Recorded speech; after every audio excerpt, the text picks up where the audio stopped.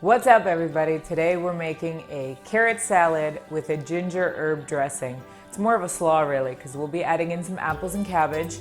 We're shredding everything in the food processor. You can obviously do it by hand if you want a bit of a workout. And the dressing is made right in the same bowl afterwards. So the hardest part about this recipe is really just washing the food processor. I'm going to show you how to make it, and it's so freaking good.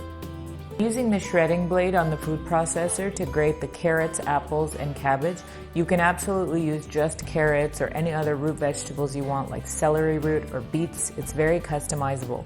After I'm done grating, I'm putting in the regular blade in the food processor and adding a large bunch of parsley and dill. You can also use basil or mint or coriander. I'm adding in some ginger, some avocado oil, some balsamic vinegar, and some sesame oil, and blending everything until it forms the right consistency.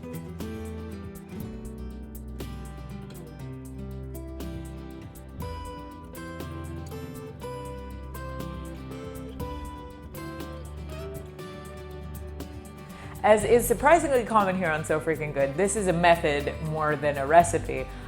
You can use however many carrots you want, whatever kind of cabbage you want, however many apples you want to use in this recipe. You can also add things like celery root, parsnips, radishes even. It's completely up to you. This is more of a method.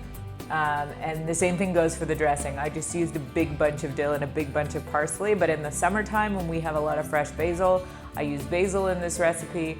It's really up to you and it's very customizable. So as you can see, it's in a bigger bowl now because real life, and again, I didn't count how many carrots I used. So I hope you like it.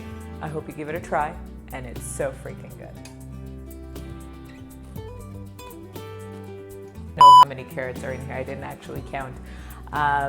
And okay.